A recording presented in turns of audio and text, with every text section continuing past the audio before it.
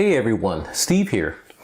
I read something very interesting the other day on a Forbes article that featured predictions by billionaire Leon Kuberman, who has a net worth of $3.2 billion. Let's start with his first prediction. Capitalism is altered due to the impacts on the economies from the viral outbreak. I think this is very true. Capitalism, as we know it, will never be the same. And this is a general statement that encompasses many industries as a whole. For example, more industries will be moving online, such as education, shopping, food deliveries, and even ways how business is done, such as online conferences for meetings. Telework will be a higher percentage in many industries. His second prediction is taxes will have to go up. With world economies taking on record debt to fight the pandemic, these debts will have to be repaid.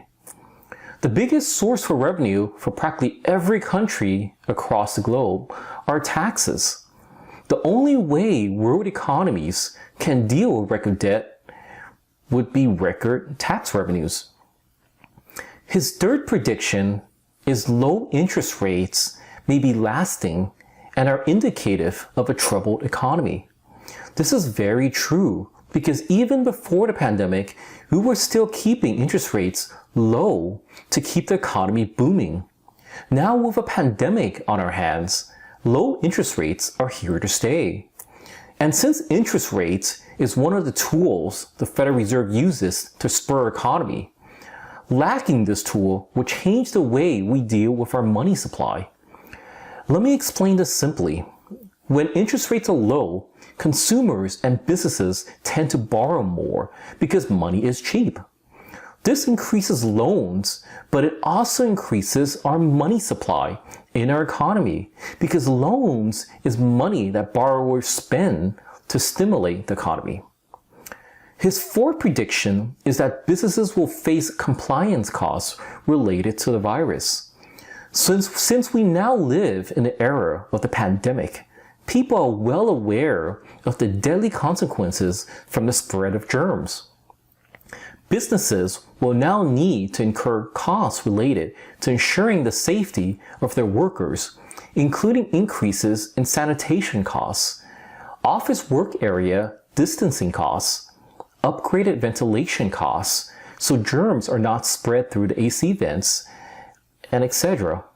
His fifth prediction is lots of equity issuance will be required to replace lost capital. We're seeing this as we speak. Companies such as clothing retailers, restaurant chains are already raising capital through equity issuances to have enough cash buffer to last through the pandemic. This would dilute the price of their already depressed equities, of course. His sixth prediction is that profit margins at corporations will revert to the mean. This means those fat corporate profits during pre-pandemic times will probably fade for years to come. As consumers and businesses spend less, competition for the dollars will mean that businesses will need to make less to acquire those customers. This means those huge corporate earnings that beats analyst estimates will be harder to come by. And finally, credit is cheaper than equities. This means that most businesses, when choosing to raise money, may find borrowing through bank loans or bond issuances to be cheaper than selling shares in their company. This follows the fact that interest rates will be depressed for a long time in the future. Hey, I hope you liked this video.